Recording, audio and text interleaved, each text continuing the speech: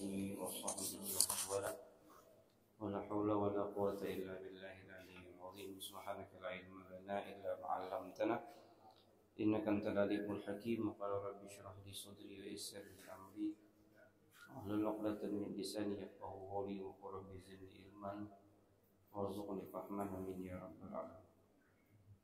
Alhamdulillah, puji syukur kepada Allah Subhanahu wa taala atas nikmat yang Allah Subhanahu wa taala limpahkan kepada kita, terutama nikmatul Islam, nikmatul iman, nikmat sehat wal afiyah. Allah mudahkan langkah kaki kita melaksanakan ibadah salat subuh. Mudah-mudahan amal ibadah kita diterima oleh Allah Subhanahu wa taala. Amin ya rabbal alamin. Salawat dan salam selalu kita curahkan kepada junjungan kita Nabi Muhammad sallallahu alaihi wasallam. Mudah-mudahan kita menjadi pengikut beliau sampai nanti akhir zaman, mendapat syafaat beliau, pertolongan beliau, dan dimasukkan ke dalam surga bersama barisan beliau. Amin ya rabbal alamin. Baiklah, kita akan lanjut pelajaran kita masih di bab tentang faraidul wudu, fardu-fardunya wudu yang difirmankan oleh Allah Subhanahu wa taala dalam surah Al-Maidah ayat 6, ya ayyuhalladzina amanu idza qumtum ilas salati faghsilu wujuhakum wa aydiyakum ilal marafiqi wamsahu bi ru'usikum wa arjulakum ilal ka'bain. Dapatlah kita pahami dari perintah Allah di sini bahwasanya apabila kalian ingin melaksanakan ibadah shalah, maka kita diperintahkan wudu sesuai dengan perintah yang Allah firmankan, yaitu membasuh muka, tangan, kemudian mengusap kepala, kemudian mencuci kedua belah kaki sampai mata kaki. Kemudian kita akan bahas dari beberapa pandangan, baik itu dari Malikiyah, Hanabilah, Syafi'iyah. Maka saya agak sedikit bukan keras, tapi terkadang ingin membantah suatu hal yang terkadang orang-orang yang hanya mencampur aduk. Misal, contoh, dia tidak kunut misalnya. Dia tidak kunut, oke. Akan tetapi ketika dia mengatakan aku tidak kunut, setidaknya dia harus bisa memahami dari pandangan siapa kunut tersebut tidak dibaca. Kalau dia berpandangan dengan mazhab Imam Syafi'i, maka kunut itu tetap disunahkan. Bahkan apabila sengaja dia meninggalkannya, tetap dia disunahkan untuk sujud sahwi. Oke, itu yang pertama. Yang kedua, saya tidak mau kunut. Baik, kita terima. Berarti pandangan yang kedua yang tidak kunut yaitu Al-Imam Hanabilah, Imam Hambali. Ya. Maka apabila dia mengatakan aku berpegangan dengan mazhab Hambali, maka seharusnya tata cara wudunya dia harus menggunakan mazhab Hambali. Barulah kita akan nyaman. Sama-sama kita menjalankan manhaj ini, pandangan kita ini agar sama. Karena di atasnya nanti tidak akan pernah berbeda. Kita ini yang membuat nanti menjadi perbedaan. Jadi tidak ada semuanya mazhab itu salah, tidak ada. Yang salah itu tidak bermazhab, itu salah. Kalau mereka mengatakan Muhammadiyah itu tidak bermazhab, ya salah. Muhammadiyah itu lebih condong kepada Hambali. Jadi mazhabnya Imam Hambali. Kalaulah dia mengatakan Albani itu Hambali. Ibn Jauzi itu Hambali. Jadi kalau ingin dikembangkan lagi, ente ini ikut siapa gitu.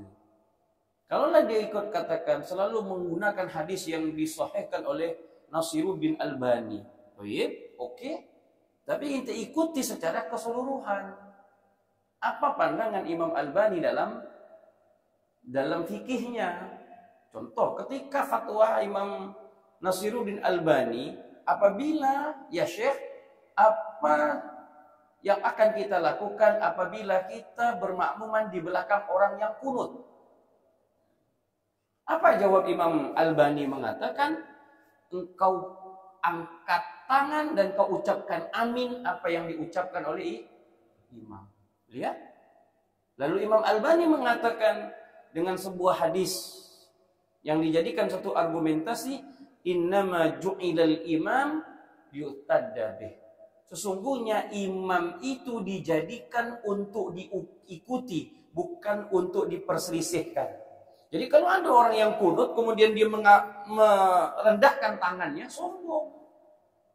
Sombong sekali. Pertama sombong, yang dua kebodohan. Itu saja. Karena kalau tidak kebodohan dari mana? Pandangan siapa yang dia ikuti? Oh, saya tidak perlu mazhab. Lalu ente bisa memahami Al-Quran dari mana? Bisa memahami hadis itu dari mana? Kan begitu. Jadi, oh saya paham Quran dari guru loh. Guru-guru ente itu dari mana? Kan begitu. Pasti kan dari guru ke guru juga ujung-ujungnya. Masa ente keluar brojol dari rahim ibu langsung ngomong tahu gitu. Tak oke belajar. Ini kan kebodohan sebenarnya. Nah maka terserah pilih mazhab yang mana. Intinya satu tujuan kita yaitu Allah, Al-Quran dan Sunnah, kan itu. Tapi memahami Al-Quran dan Sunnah itu perlu daripada mazhab yang harus kita ikuti. Pilih, oke dipilih. Kalau dia Hambali, ya Hambali terserah. Tapi Hambali di mazhab Imam Hambali juga ada tata caranya. Tidak bisa mengambil wudhunya Imam Syafi'i kemudian praktek sholatnya Hambali. Tidak bisa. Karena nanti kita akan bahas di sini. Mencuci berkumur-kumur dan memasukkan hidung ke air di mazhab Imam Hambali itu wajib. Sedangkan di mazhab kita Imam Syafi'i itu sunnah. Bagaimana dia ingin mempraktekkan mazhab Hambali tapi sudah wudhunya sudah salah. Nah ini pemahaman yang agak sedikit kita tekan. Bukan kita ingin berselisih dengan mereka. Tidak, saya tidak mau dalam berselisih dalam bab ini. Kita tetap menghormati, akan tetapi bukan berarti mengentengkan dalam satu pendapat orang lain. Kalau ingin berpendapat dalam fikih, ya sudah, pegang satu, pahami satu, nanti baru, oh saya enggak, saya pengen sholat dengan 4 mazhab. Macam mana bisa sholat 4 mazhab? Contoh, bismillah saja praktekkan 4 mazhab. Macam mana ceritanya? Praktekkan bismillah 4 mazhab. Imam Syafi'i keras suara bismillah. Bismillahirrahmanirrahim. Imam Hambali bismillah. Alhamdulillahirabbil alamin. Imam Hanafi sama. Imam Maliki tak baca sama sekali. Allahu akbar. Alhamdulillahirabbil alamin. Macam mana mau praktekkannya? Bisa dipraktekkan 4 itu dalam satu basmalah? Untuk imam. Tahu. Allahu Akbar. Bismillahirrahmanirrahim. Macam mana praktekkannya? Ayo praktekkan basmalah saja di 4 mazhab. Oh, saya kepengen sholat itu di 4 mazhab. Nggak bisa. Mau dipaksa pun tidak bisa. Nah jadi kenapa kita hadirkan sedikit ini pemahaman tentang furudul wudu? Karena ini hal-hal yang paling sakral. Tidak sahnya wudu maka tidak sahnya sholat. Kuncinya di wudu. Maka apabila wudunya itu mazhabnya Imam Hambali, kemudian praktek sholatnya Imam Syafi'i, masih nyaman. Karena mengapa? karena di mazhab Imam Syafi'i itu bukannya kita enggak. Imam Syafi'i itu berhati-hatinya lebih kuat. Jadi Imam Syafi'i itu begini. Jadi apa yang diwajibkan oleh Imam Hambali, Imam Maliki, di mazhab Imam Syafi'i itu disunahkan semuanya. Jadi kalau kita wudhunya menggunakan wudhunya Imam Hambali itu mutlak, langsung dapat semuanya. Tapi tidak sebaliknya. Berwudhu dengan mazhab Imam Syafi'i, karena di mazhab yang lain ada yang mewajib, yang disunahkan Imam Syafi'i, tapi yang di sana ada yang mewajib. Yang mewajibkan di antaranya tadi, yang paling sakral adalah mengusap kepala sebagi seluruh kepala. Imam Malik diwajib digosok kalau nyuci tangan itu. Wajib, menggosoknya itu wajib. Kemudian kumur-kumur sama masukkan air ke hidung, kembali wajib. Imam Syafi'i tidak, tetap mengambil nas daripada Al-Quran, udah. Muka, tangan, usap rambut, kaki, selesai. Tambah 2 dari hadis, niat dan tertib. Nah, baik, kita baca. Bismillahirrahmanirrahim. Saya ambil dari kitab Syekh Wahbah Zuhaili. Dalam kitabnya beliau di sini mengambil daripada 4 mazhab. Bahkan di sini kitab beliau ini ada 10 jilid. Ini jilid pertama saya bawa. Ada 10 jilid. Beliau tulis dalam 5 mazhab, bukan 4. Bahkan ada 7 tapi tidak terlalu panjang. Jadi yang beliau tulis ini bukan hanya sekedar 4 dalam bukunya. Beliau tulis di sini yang pertama, beliau mengatakan faraidul wudu al-mukhtalaf fiha. Pertama, fardu-fardunya wudu kenapa bisa berselisih? Artinya ya 6 tadi Imam Syafi'i menetapkan 6 dan yang lainnya bisa berbeda. Beliau mengatakan di sini ikhtalafal fuqaha fi ijabin niyah wat tertib wal muallah wad dalal. Di sini dikatakan perbedaan pendapat di antara para a'immah, para imam-imam mazhab itu pertama tentang mewajibkan niat. Karena niat tidak ada di dalam Al-Qur'an. Ya, dalam hadis kan tadi kita katakan kan. Kemudian tertib. Ya. Kemudian mualah, kemudian dalal. Faqala ghairul Hanafiyah bi fardhin niyah wa qala al-Malikiyah al-Hanabiyah wal Imamiyah bi wujubil mualah. Wa qala Syafi'iyah wal Hanabilah wal Imamiyah bi wujubit tertib. Kemudian wan farad al-Malikiyah bi ijabid dalal. Wa bahath al-khilaf fi hadhihi al-umur. Yang pertama, an-niyat. Yang pertama niat. Niat itu adalah wa arafal Hanafiyah an-niyatu istilahan bi annaha tujibul qalb li ijadil fi'lil jazman. Wa qad ikhtalafa al-fuqaha fi syaratin niyyah lit-taharah. Qala han yusannu lil mutawaddi al-bidayah bin niyyah li tahsilis shawab. Sunnah bagi Imam Hanafiyah, bagi orang yang berwudu memulai niat untuk mendapatkan pahala daripada wudu tersebut. Qabla al-istinja liyakuna jami' fi'li gurbi wa kaifa yanwi raf al-hadas aw iqamat as-shalah aw yanwi al-wudu aw imtithal al-amr wa mahalluha al-qalb. Fa in taqa biha liyajma'a baina fi'lil qalbi wal lisan fa mustahab indal masyayikh. Maka dalam mazhab Imam Hanafi mengucapkan niat itu hukumnya sunnah. Ya. Tetapi dia mengatakan disunahkan untuk mendapatkan pahala daripada perbuatan wudu itu sendiri. Jadi syarat ya, fi ishtiratil niyah al-taharah.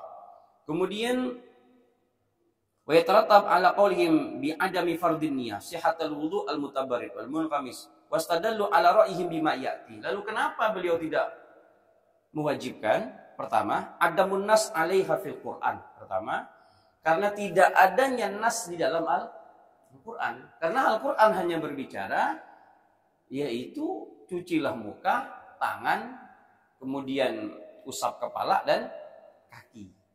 Kan begitu. Nah, beliau mengatakan inna ayatul wudu lam tu'mar illa bi ghusl a'dha. Sesungguhnya perintah wudu di dalam Al-Qur'an hanya memerintahkan untuk membasuh anggota-anggota yang 3. Wal mashu bi ra'si wal qawlu bi syiratin niyah bi haditsin ahad ziyadah ala nasl kitab wa ziyadah ala kitab indahum nashun la yasihu bil ahad. Jadi pendapat Imam Hanafiyah, kenapa mereka tolak? Karena beliau mengatakan ini ditambahkan niat adalah dari hadis, bukan dari Al-Qur'an. Alasan beliau, wal qawlu bi ishtiratin niyah bi haditsin ahad ziyadah ala nasil kitab, karena hadisnya hadis ahad. Nanti hadis itu Pak, dalam ilmu mustalahul hadis ada nama di atas hadis itu namanya mutawatir. Di atas mutawatir itu ada namanya hadis ahad. Hadis ahad ini hampir sama dengan Al-Qur'an. Nanti status hadis dalam ilmu mustalahul hadis itu, pertama di bawahnya itu dhaif, yang paling parah itu maudhu itu palsu. Di atasnya lagi dhaif, kemudian hasan itu dibagi 2, hasan li zatih, nanti hasan li ghairi, hasan li zatih, nanti dia bisa mecah. Nah, kita tak usah bahas itu. Nanti naik lagi sahih. Nah, ini hadis sahih. Hadis sahih, nah di atas hadis sahih nanti ada namanya hadis mutawatir. Hadis ahad. Setelah itu mutawatir. Hadis mutawatir itu hadis yang tidak bisa sama sekali digugat. Artinya faman ankarahu faqad kafar. Orang yang mengingkari hadis mutawatir itu bisa kafir, karena sudah disepakati oleh para ulama ul hadis. Contoh Al-Qur'an itu sifatnya mutawatir dalam ilmu hadis. Al-Qur'an itu riwayatnya mutawatir, tidak bisa diganggu gugat. Siapa yang mengingkari Al-Qur'an maka hukumnya kafir. Nah itu contoh. Apalagi yang mutawatir? Mekah misalkan, Ka'bah. Ka'bah itu ada di mana, Bu? Di Mekah kan, Saudi. Kalau dia mengatakan Ka'bah itu ada di Iran atau di Amerika, berarti kan apa namanya? Bisa kita bilang ini bodoh kah apa, kan begitu. Artinya keberadaan Ka'bah di Saudi Arabia itu sifatnya mutawatir, tidak bisa diganggu gugat dan tidak ada yang bisa menyalahkan. Itu namanya hadis, gambaran daripada hadis mutawatir. Nah, Imam Hanafi mengatakan dalam kaidah beliau, wa ziyadah 'alal kitab indahum nasghun. Jadi bisyratin niyah bi hadis. Jadi kalaulah ditambah dengan hadis niat ini statusnya ahad, seakan-akan menambah, sudah kepastian ditambah lagi penguatan yang kedua. Nah, maka yang keduanya ini dia bisa nasakh, dia bisa terhapus karena ini sudah kuat. Maka Imam Hanafi mengatakan tidak perlu adanya niat. Nah, jadi ada kaidah yang digunakan oleh Imam Hanafi. Dia mengatakan la yasihu bil ahad. Tidak sah menggunakan dengan hadis ahad. Artinya Al-Qur'an itu sudah nas, mutawatir. Lalu digabungkan dengan ahad, orang sama-sama kuat. Justru lebih kuat mutawatir daripada ahad nantinya. Jadi kata Imam Hanafi tidak perlu. Udah cukup dengan nas daripada Al-Qur'an. Nanti kalau agak-agak bingung tanya aja ya. Agak-agak jauh lah pembahasannya. Kemudian ada munas alaiha fi sunnah. Lam yu'allimhan Nabi sallallahu alaihi wasallam lil a'rabi ma'a jahlihi wa furidatin niyyah fi tayammum li annahu biturab wa laysa huwa muzilan lil hadas bil asalah wa inna ma huwa badalun anil ma. Nah, beliau mengatakan juga yang kedua, tidak ada nas alaiha fi sunnah, lam yu'allimhan Nabi, dan Nabi tidak langsung mengajarkan kepada para sahabat dengan niat. Jadi tidak ada. Jadi menurut Imam Hanafi tidak perlu, karena tidak adanya nas langsung dari Nabi. Ini kita bahas mazhab ya. Ini sekedar saya lewatkan ya. Nanti kita fokusnya di mazhab Imam Syafi'i. Biar tahu saja, nanti kalau ketemu sama orang yang bermazhabkan Imam Hanafi, jadi kita lebih tahu lah. Tidak cepat menyalahkan orang juga, tapi dia mau membodoh-bodohkan kita juga kita tahu. Kemudian Yang ketiga, al-qiyas ala sa'iri anwa'il tahara wa ghairi. Innal wudhu'a taharatun bil ma', fala tushtaratu laha niyya ka izalatin najasah. Nah, beliau mengatakan, kalaulah dikiaskan tidak bisa juga, karena wudhu itu toharonya dengan air. Dan di kami syarat menghilangkan najas atau mengangkat najis itu tidak perlu niat. Dengan disiram saja itu otomatis sudah hilang. Jadi tidak perlu dengan niat. Nah, terus yang panjang. Wa qala al-Malikiyah wa Syafi'iyah. Pendapat Imam Maliki dan Imam Syafi'i sama. An-niyah fardun fil wudu. Ya. Niat itu fardu. Niat itu fardu. Berarti kalau tidak niat berarti tidak sah. Nah, dalilnya apa? As-sunnah qaulu sallallahu alaihi wasallam. Tetap mengambil sunnahnya Nabi sallallahu alaihi wasallam dari hadis innamal a'malu binniyat wa innama likulli imri'in ma nawa. Ai innal a'mala al-muta'addi biha syar'an takunu binniyah. Karena menurut pandangan Imam Maliki dan Imam Syafi'i bahwasanya setiap sesuatu ibadah syariat itu dibutuhkan niat. Tidak bisa tidak menggunakan niat. Dia mengatakan wal wudu amal, dan wudu ini adalah suatu perbuatan syariat. Perlakuan kita, amaliyah kita untuk mengerjakan sholat diperintahkan wudu. Nah, wudu ini kan amal. Yaitu mencuci muka, tangan. Nah, ini kan suatu amaliyah. Lalu beliau mengatakan fala yujad syar'an illa binniyah. Apabila itu berkaitan dengan syariat, tidak bisa dilepaskan oleh niat. Karena Nabi mengatakan innamal a'malu, setiap segala sesuatu amal itu wajib niat, dan wudu itu termasuk amal. Nah, gitu. Jadi wudu itu adalah suatu pekerjaan. Nabi mengatakan setiap pekerjaan itu wajib niat, apalagi pekerjaannya itu adalah syariat. Nah, ini hadis ini yang dikuat karena ini hadis muttafaqun alaih, riwayat Imam Sahih, Imam Bukhari dan Imam Muslim, yaitu dalam riwayat Abi Hafsin Umar al-Faruq yang diriwayatkan oleh Sayyidina Umar bin Khattab. Ini hadis Sahih Muslim. Jadi langsung dikat setiap sesuatu pekerjaan itu wajib dengan niat. Nah, wudu itu pekerjaan, dan pekerjaan yang disyariatkan itu wajib dengan niat. Maka seluruh pekerjaan syariat dalam mazhab Imam Syafi'i itu wajib niat. Contoh, sholat wajib niat, zakat wajib niat, puasa wajib niat, apalagi haji wajib niat. Semuanya karena ini perbuatan amaliyah kita, maka dia dikaitkan dengan niat. Dia tidak bisa dilepaskan dengan niat. Tadi Nabi mengatakan yaitu innamal a'malu binniyat. Lalu yang kedua, kenapa harus niat? Nah, Imam Syafi'i, Imam Malik berpendapat, kenapa harus niat? Tahqiqul ikhlas fil ibadah. Dengan adanya niat berarti kitalah memantapkan keikhlasan di dalam beribadah. Itu.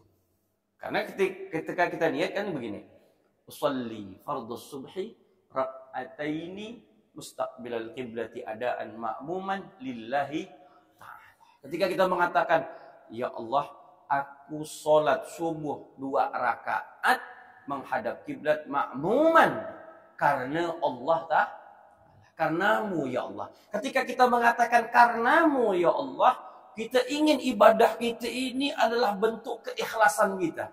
Bukan takut neraka, bukan kepengen surga, bukan minta, apalagi minta puji sama manusia. Ya Allah, aku beribadah ini hanya minta ridhomu. Selesai. Urusan neraka, urusan surga, itu bukan urusanku ya Allah. Nah itu Pak. Jadi niat itu pondasi daripada segala. Jadi kalau niatnya betul lurus, jadi amal ibadah kita pun bisa ikhlas. Maka dikatakan di sini, dari mana harus ikhlas dalam beribadah? Beliau mengambil ayat surah Al-Bayyinah ayat 5, wa ma umiru illa liya'budullaha mukhlishina lahuddin.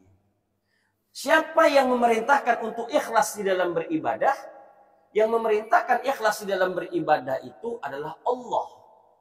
Jadi ibadah itu harus ikhlas. Untuk mencapai keikhlasan itu harus dengan niat. Nah, makanya Imam Syafi'i dan Imam Malik tetap mengatakan bahwasanya niat itu hukumnya wajib untuk mencapai keikhlasan di dalam beribadah. Jadi ibadah kita itu bukan hanya berharap pujian manusia, tidak ada urusan. Jadi kalau manusia nanti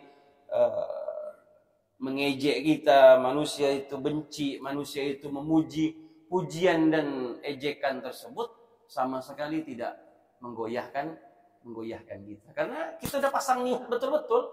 Orang kalau udah pasang niat, tak bisa diganggu-gugat. Antum kalau udah cinta sama perempuan, niat saya mau kawin sama dia.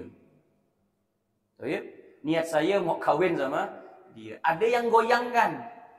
Jangan. Masih banyak yang cantik yang begini. Apa kata dia? Tak bisa. Hati aku sudah mantap. Niat aku sudah kuat sama dia. Sampai kapanpun dialah. Hanya dia. Dan dia lagi. Kan ada lagunya tuh kan begitu. Tak bisa diganggu-gugat. Orang niatnya sudah mantap. Antum keluar dari rumah. Niatnya mantap lah. Mantap untuk ke masjid. Ada yang ngajak ngopi. Tak bisa. Kalau mau ngajak ngopi nanti. Habis sholat isya kan begitu. Kalau habis subuh langsung antum ada yang, ayo kita ngopi lo yuk. Gitu. Oh tak bisa, saya sembahyang lo. Tenang ya. Ana yang jamin. Kau nak jamin aku berapa pun tak ada urusan. Tapi kalau nanti setelah isyraq, ayo sama-sama aku. Kan begitu. Tapi ini namanya niat yang kuat. Makanya Imam Malik dan Imam Syafi'i tetap memasukkan niat itu menjadi suatu kewajiban. Karena untuk mencapai tadi itu keikhlasan di dalam beribadah. Kemudian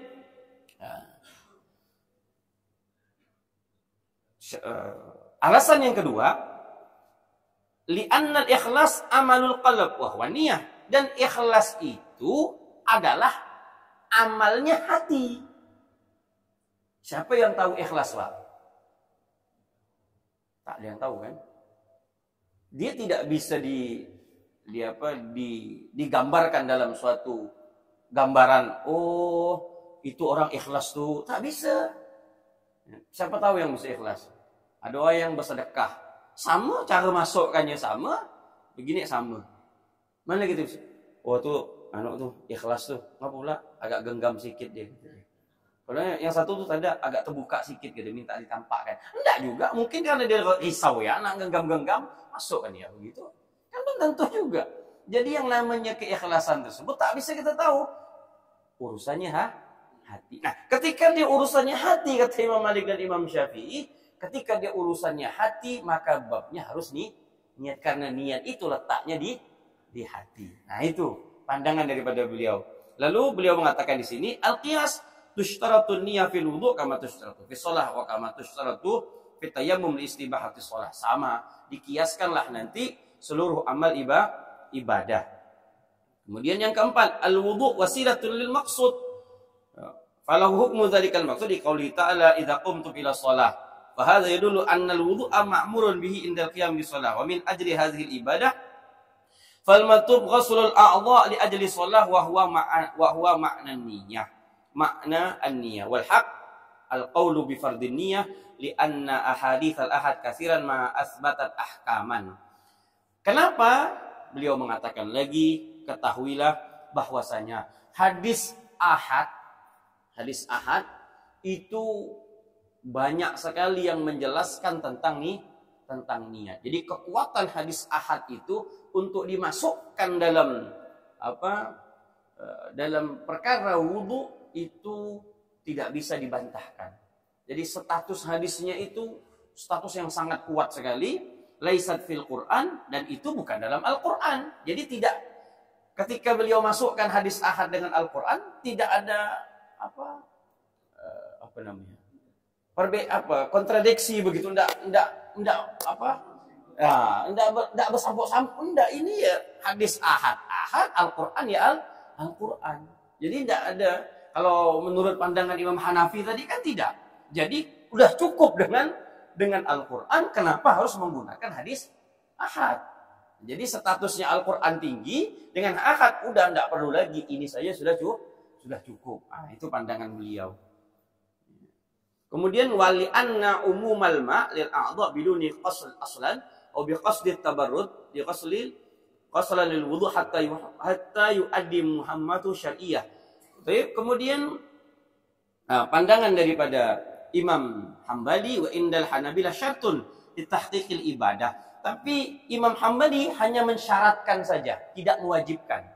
Mensyaratkan niat. Jadi niat itu disyaratkan. Beda syarat dengan diwajibkan. Disyaratkan itu bisa di luar dalam suatu pekerjaan, syarat. Ya, antum ingin melamar, jangan melamar perempuan, melamar kerja ya. Iya, melamar kerja. Ya. Syaratnya kumpulkan ini, ijazah ini, itu kan syarat. Sesuatu yang harus kita penuhi di luar pekerjaan. Kalau fardu itu sesuatu yang kita lakukan di dalam pekerjaan. Bisa bedakan ya. Makanya bedakan syarat dengan fardu atau bedakan syarat dengan rukun. Contoh tadi, syarat untuk menjadi PNS. Ini disyarati dulu. Setelah syaratnya penuh baru bisa masuk mendaftarkan. Berarti syarat itu di luar pekerjaan. Setelah masuk PNS maka ada kewajiban. Apa dia kewajibannya? Ini. Dan itu dilakukan di dalam pekerjaan. Nah, itu bedanya syarat dengan rukun atau dengan fardu. Nah, fardu itu berkaitan dengan amaliyah tadi. Kalau disyaratkan berarti dia di luar daripada pekerjaan. Maka Imam Hambali mengatakan syartun ditahqiqil ibadah, untuk memantapkan ibadah. Jadi saya datang, saya niat wudu, udah. Datang saya niat wudu. Au qasdul qurbah lillahi azza wajalla, fala tasihhu shalah bil wudu li ghairi ibadah. Fala tasihhu shalah bil wudu li ghairi ibadah kal akal wa syurub wa naum wa nahwi dzalik. Wastadallu bima yat. Kemudian ini panjang kalau saya baca semua, tak habis ini. Ya.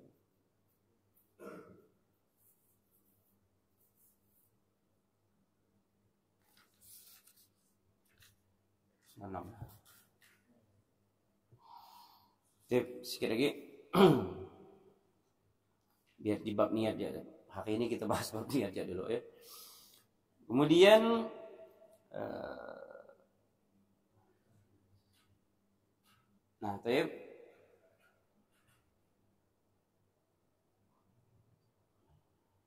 mahalluha, di mana letak tempatnya niat? Tempatnya adalah di hati. Kemudian wa mahallu al-qasdu al-qalbu famata i'taqada biqalbihi ajzahu wa illam yatalaffaz bilisanihi amma illam lam takhtur niyyah biqalbi falam yujzihu al-fi'lul hasil wal aulah indal malikiyah tarku talaffuz bin niyyah wa yusannu inda syafi'iyah wal hanabilah. Tetap melafadzkan niat itu dalam mazhab Imam Maliki enggak perlu. Jadi niat itu cukup hati, tak perlu dilafadzkan. Inda Malikiyah. Jadi tak perlu usolli fardhu subhi rak'atain, itu melafadzkan. Dalam Malikiyah tak perlu. Jadi cukup Allah langsung, tak perlu melafadzkan. Wa yusannu inda Syafi'iyah wal Hanabilah. Tapi Imam Hambali dan Imam Syafi'i tetap melafadzkan niat itu hukumnya sunnah. Lihat, melafadzkan niat itu hukumnya sunnah. Illa annal madhhab indal Hanabilah annahu yustahabbu talaffuz biha sirran. Tapi tetap disunnahkan melafadzkannya itu. Kalau dalam mazhab Imam Hambali dia sir, dia pelan. Kalau kita kan sampai kedengaran. Kan begitu. Sholli. Sampai sebelahannya pun merisau kadang. Ya kan begitu. Sholli. Kena agak yang apa? yang suka ragu-ragu nih, usolli, kadue dia. Nah, kalau dalam Imam Hambali dia tetap dibaca tapi dia sir. Sir itu tak dengar, ya. Hanya kita yang dengar, telinga kita aja dengar, bukan telinga orang. Allah begitu. Jadi tetap disunahkan tapi sir. Illa annal madhhaba indal Hanabila annahu istahabu talaffuz biha sirran wa yukrahul jahar biha wa tikraruha. Makruh bagi Imam Hambali mengeraskan talaffuz dalam niat. Jadi agak risih juga sebenarnya, tapi boleh melafadzkan asalkan yang mendengarkan hanya kita saja. Jangan sampai orang di sebelah. Kalau orang di sebelah sampai dengar, takutnya dia juga orangnya ragu-ragu, jadi dia Allah salli Allah salli dia pun tak angkat. Karena ini mengganggu, ini dia pun tak bisa angkat. Jadi ya mau pandai-pandailah. Ini beberapa hal tentang niat. Kemudian nantilah bahas satu persatu tentang tertib, karena ini babnya adalah wudu. Kita masuk satu saja. Faraidul wudu. Kita bahas faraidul wudu yang telah kita baca minggu kemarin. Allah katakan dalam surah Al-Maidah tadi. Kemudian di sini dikatakan wa adhafa jumhur al-fuqaha ghairal hanafiyah bi adillati min sunnatil faraidul ukhra ittafaqu fiha 'ala an-niyyah. Wa ajaba al-Malikiyah wal Hanabila al-muwalaka wa ajaba Syafi'i wal Hanabila at-tartib. Kemudian pertama, hiya arba'atun mansus 'alaiha fil Qur'an. 4 yang dinaskan di dalam Al-Qur'an, yaitu farsilu wujuhakum, qaslul zahir wa jami'ul wajh maratan walil ijma' wal ghusl, kemudian wa haddul wajh. Nah, di sini kita lihat haddul wajh wa yadkhulu fil wajh fil raji indal Hanafiyah wa Syafi'iyah al-bayat alladhi bainal izar wal azar wal uzun. Wa qala al-Maliki wa Hanabi innahu minar ra's. Jadi begini. Saya contohkan. Muka itu dari pandangan dua mazhab mengatakan Hanafiyah wa Syafi'iyah, sini Pak, ini wajah. Dari sini ini tak dengar nanti. Ini sampai sini ini wajah. Ini muka. Ini muka. Dalam mazhab Malikiyah wal Hanabiyah innahu minar ra's.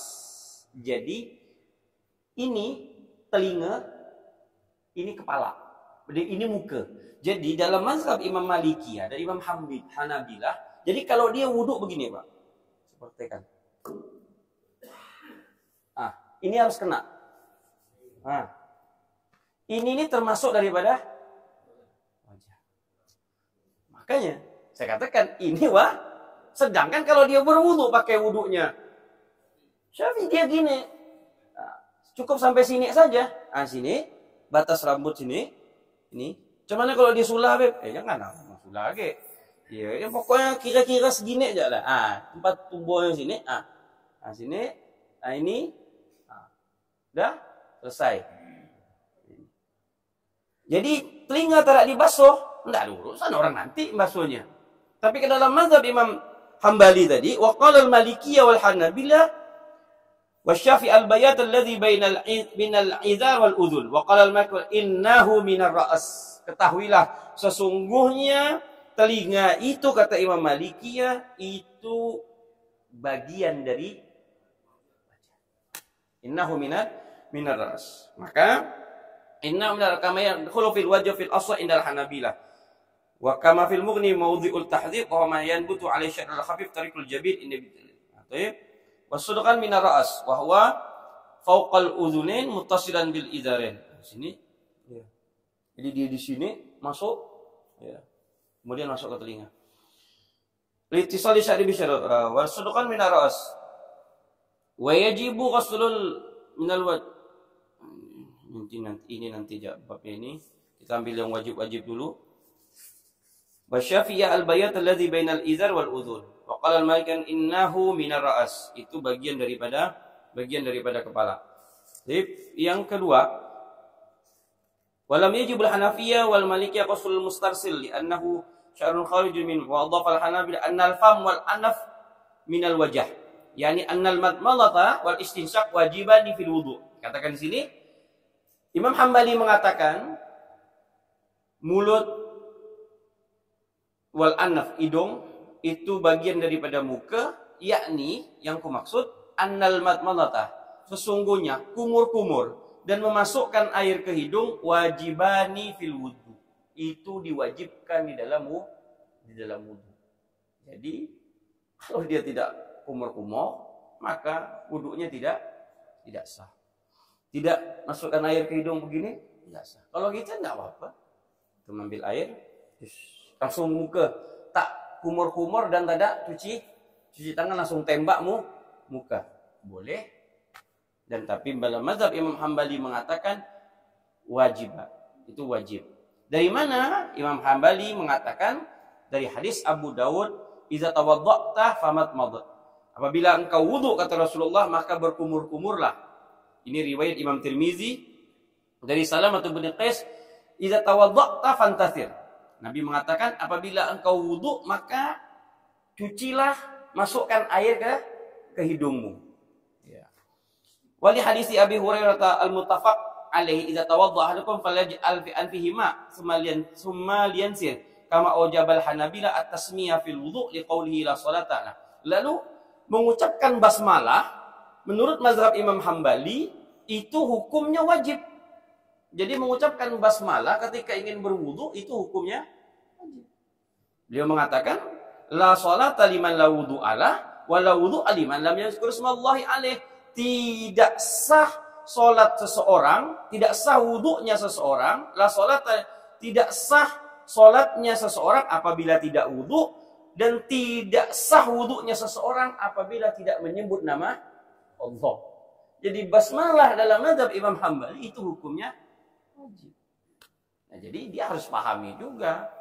Nah, ketika dia mengatakan dia tidak kunut atau dalam bentuk apalah ya, sholatnya, ya pahami dulu dalam mazhab yang harus dia ambil. Jangan mentang-mentang lagi tren-trennya begini, atau pergi dia ke umroh kemudian cuma 10 hari di Mekah, balik bismillahnya ketinggalan dan kunutnya pun ketinggalan. Ya. Tak dibawanya lagi ke sini. Jadi pas di sini ini udah sama dengan di Mekah. Jadi dikatakan, ngapa kau tak ada kunut lagi? Mana di sana tak pakai kunut, apa pula di sini kunut pula? Orang tempatnya pusatnya Islam saja tidak kunut. Nah, ini paham ini lagi yang berat kita berikan paham. Nah, ini maka yang terakhir dikatakan di sini bahwasanya dalam mazhab beberapa pandangan mazhab Malikiyah dan mazhab Imam Hambali bahwasanya wudu itu arti apa? Mencuci muka, kemudian memasukkan berkumur-kumur dan air ke hidung, dalam pandangan mazhab Imam Hambali itu hukumnya wajib. Akan tetapi pandangan Imam Syafi'i tetap mengatakan itu hukumnya sunnah. Jadi perintah hadis itu Imam Syafi'i mengatakan itu bukan perintah wajib, itu perintah sunnah. Nah, itu perintah sunnah. Jadi Imam Syafi'i tidak mewajibkan untuk berkumur-kumur atau mencuci hidung. Jadi itu semua dicatat oleh Imam Syafi'i mengatakan hanya sunnah, artinya tetap yang diwajibkan sesuai dengan nas Al-Qur'anul Karim, yaitu mencuci muka, tangan, mengusap, kemudian mencuci kaki. Hanya saja ditambah 2, yaitu niat dan tartib. Nanti kita bahas lagi minggu depan tentang tangan, kemudian semualah tentang bab wudu. Khusus bab wudu ini mungkin kita agak berlebar sedikit tentang beberapa pandangan-pandangan imam mazhab. Allah alam bisawab. Silakan.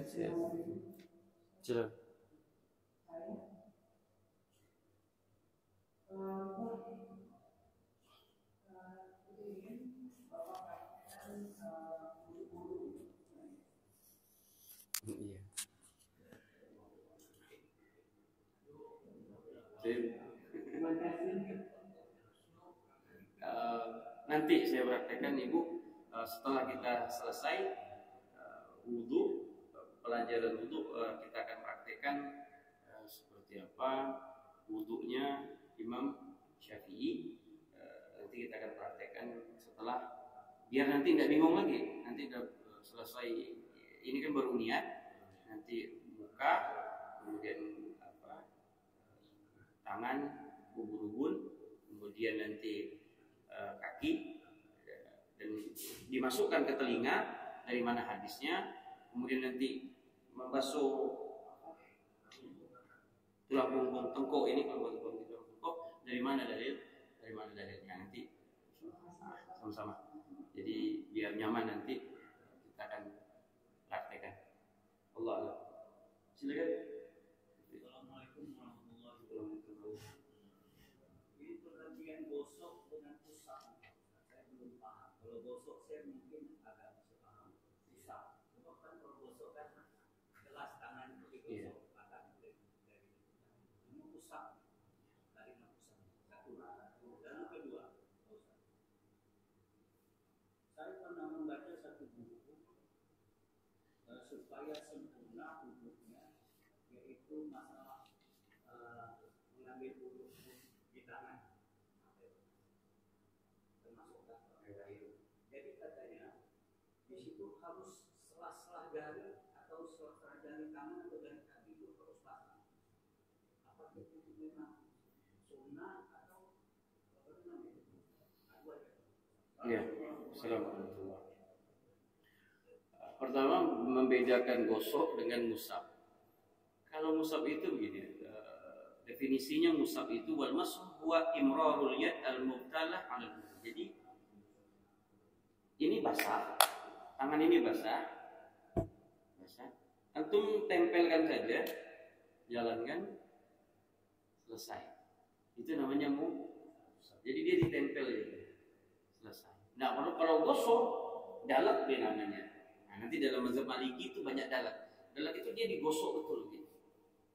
Nah, jadi tidak cukup nanti dia misalkan ambil di depan hand. Tidak cukup dia begini, antum ginikan saja, diusap begitu. Tidak bisa. Atau antum ambil air, tidak bisa. Dia digosok. Dia didalak, diurut kalau bahasa itu dipijit agak sedikit dipijit. Nah, itu perbedaan. Kalau musab tidak, musab. Makanya bahasa Quran di bab masah itu dia diambil air basah, sekiranya tangan ini basah, dijalankan, selesai. Semuanya begini. Tapi kalau ibu-ibu enggak, ibu-ibu tetap sedikit saja, Bu, enggak usah banyak-banyak. Nah, begini. Enggak perlu ibu buka mukena, buka jilbab langsung ibu. Wah, gini-gini nanti iklan sampo nanti jadinya. Jadi kalau wanita tidak harus semuanya. Katanya kan Ustadz bilang semuanya sunnah bagi laki.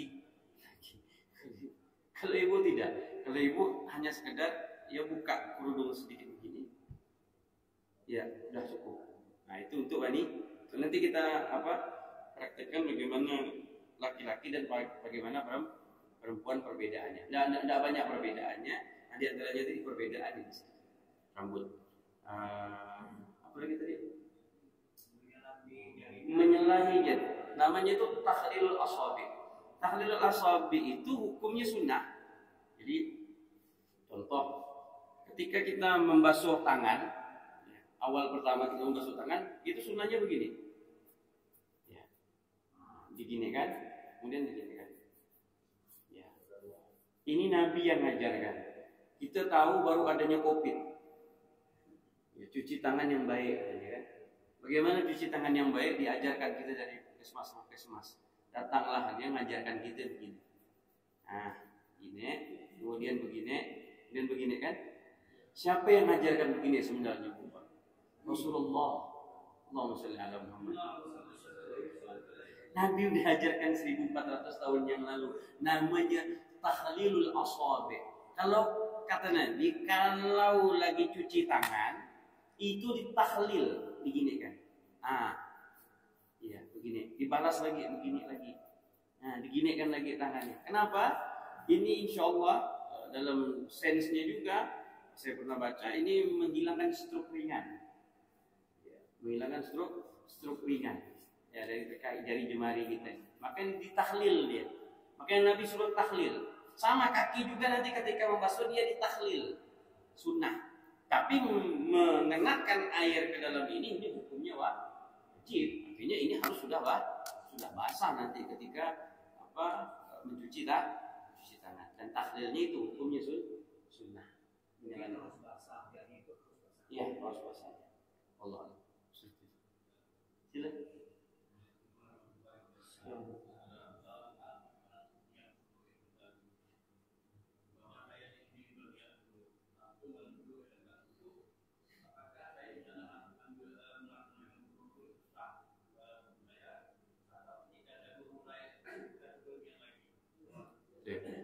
Nah, itu kalau dalam mazhab Hambali itu sah karena sudah mensyaratkan niat. Tapi dalam mazhab Imam Syafi'i tidak sah. Dalam mazhab Imam Syafi'i, jadi kapan niat tersebut wajib diucapkan? Ketika mencuci muka. Adapun mencuci tangan itu bukan belum wudu. Itu belum dikatakan, itu sunnah wudu dan itu harus diniatkan ibadah. Jadi sambil niat itu bismillahirrahmanirrahim.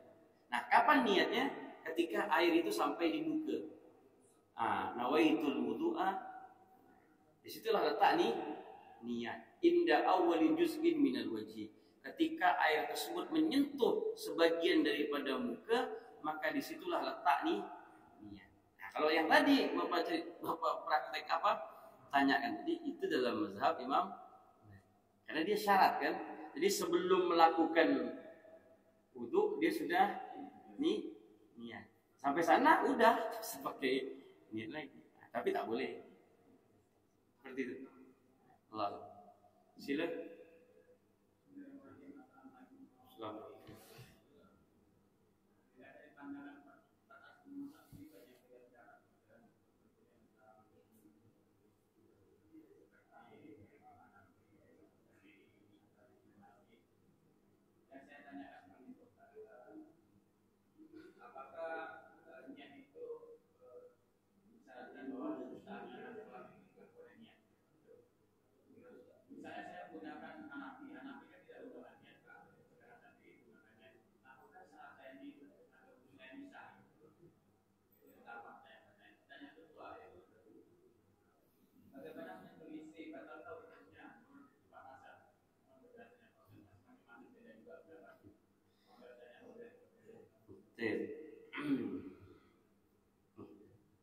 Yang pertama apa tadi? Niat daripada Baik, apabila yang diwajibkan oleh Imam Hanafi kemudian tidak dilakukan oleh orang tersebut di dalam sholatnya, berarti kan ketika wudhunya tidak sah, berarti sholatnya juga tidak sah.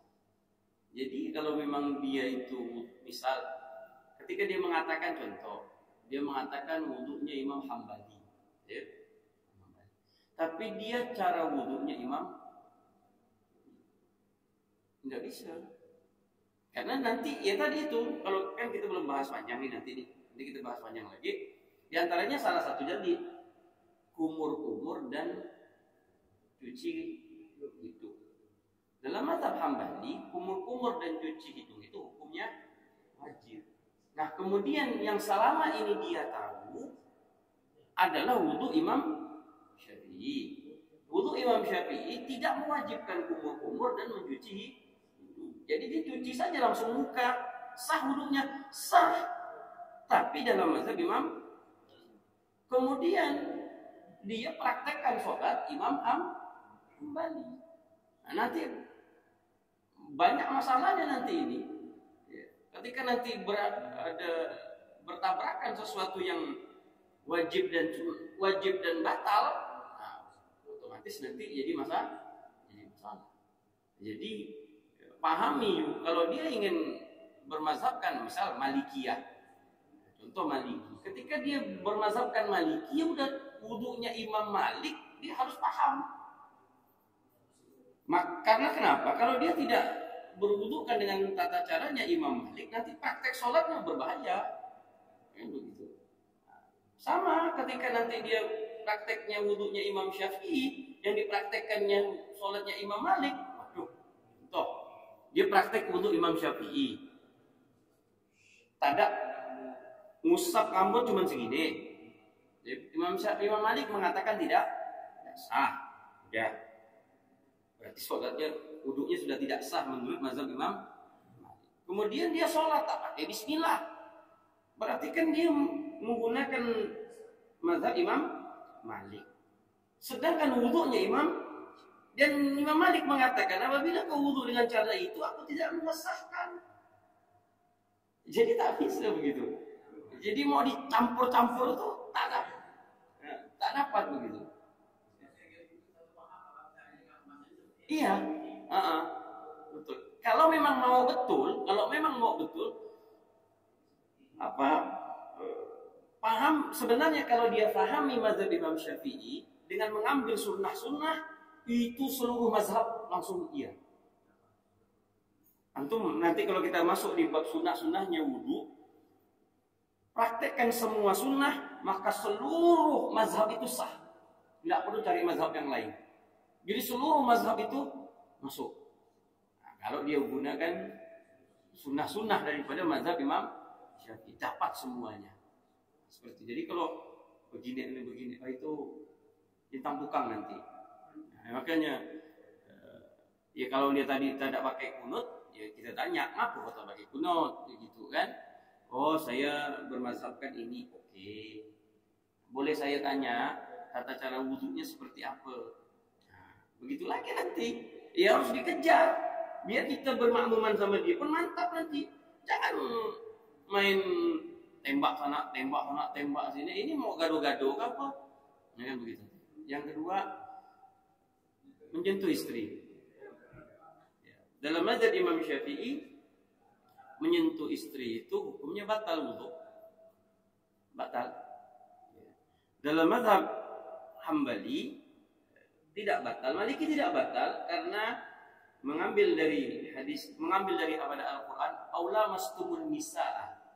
Jadi dalam mazhab yang lain, dia bisa batal wudu itu apabila berhubungan badan, berhubungan intim, baru dia dikatakan batal. Tapi Imam Syafi'i tidak. Imam Syafi'i memaknai lamas itu dengan bersentuh. Jadi kalau dengan istri bersentuh, wudhu lagi, ya wudhu lagi. Nggak bisa. Karena kekuatan istri itu, kita dengan istri itu tadinya orang lain. Bukan siapa-siapa. Kemudian dihalalkan dengan pernikahan nasab. Musaharah. Ya, karena adanya pernikahan barulah halal. Tapi dia tetap orang lah. Ketika nanti misalkan seseorang suami sama istri itu pisah, dia tetap jadi orang lain. Tapi kalau hubungannya itu keponakan atau anak atau apa, itu tidak bisa dipisahkan. Ibu atau itu tidak bisa kalau istri itu bisa dipisahkan. Kalau dia sudah pisah, dia jadi orang lain yang tidak ada hubungan lagi. Jadi Imam Syafi'i memahami itu, dia mengatakan cukup dengan bersentuhan batal wudu. Tapi mazhab Imam Hambali tidak. Mazhab Imam Hambali harus dengan berhubungan badan, baru dia makanya di Mekah orang tawaf dengan bersentuhan laki-laki dan perempuan ya tidak perlu wudu. Apa mau wudu lagi? Oh, salat ente wudu lagi. Tapi apakah kita harus pindah mazhab? Enggak juga. Dalam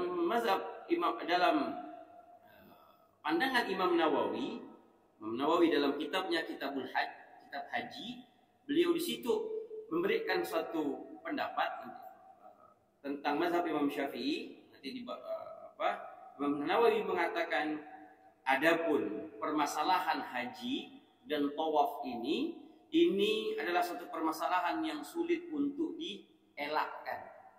Disu'bil ihtiraz, sulit untuk dielakkan laki-laki dan perempuan untuk menghindar. Nah, dalam bab ini dia katakan bahwasanya tetap seseorang yang bermazhabkan Imam Syafi'i dia tidak perlu untuk pindah mazhab walaupun dia pergi ke Makkah. Haji tidak, gunakan saja mazhab Imam Syafi'i, dan apabila nanti tawaf bersentuhan dan tidak sengaja nanti bersentuhan dengan perempuan tidak perlu wudu.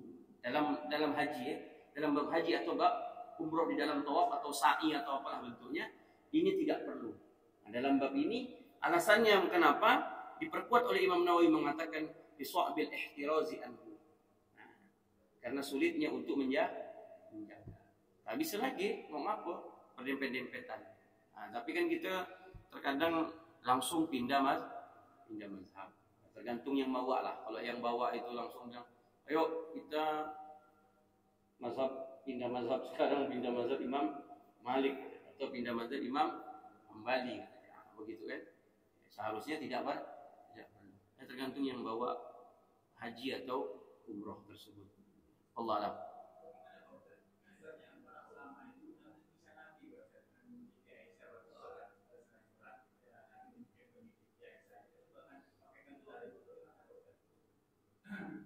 Iya, begini.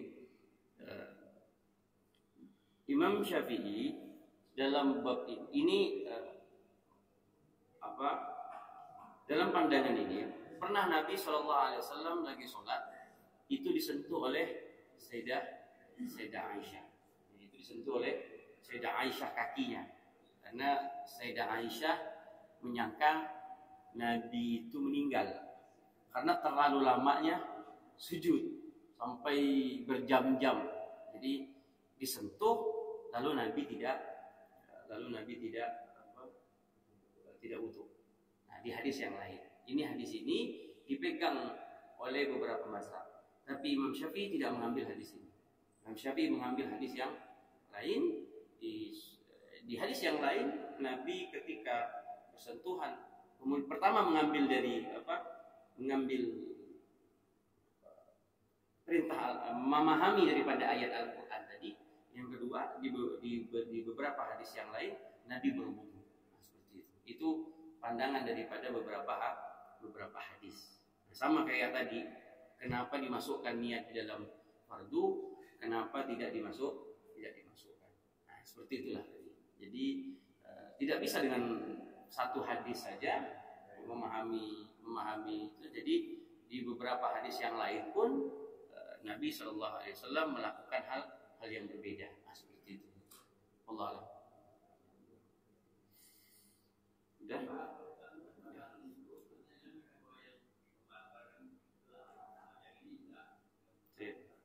Ya. Masalah sentuh ini sampai ini. Ini sifatnya pribadi. Nah, ini pribadi. Intinya ini kalau misalkan maaf menyentuh kemaluan dengan ini maka tidak batal. Tapi kalau menyentuh kemaluan dengan ini maka batal. Nah, itu untuk pribadi, bukan untuk suami istri. Ya, jadi kalau untuk suami istri, walaupun nyentuh istri pakai ini, ya tetap batal. Tetap batal. Bisa tidak batal, Pak? Dua. Menyentuh pakai kuku, kemudian pakai gigi, kemudian rambut, itu tidak batal. Pakai kuku, gigi, dan rambut. Tapi jangan dipraktekannya, hanya sekedar gambaran daripada. Nanti kita akan bahas lagi minggu depan, agak sedikit panjang. Subhanakallahumma wa bihamdika asyhadu an la ilaha illa anta astaghfiruka wa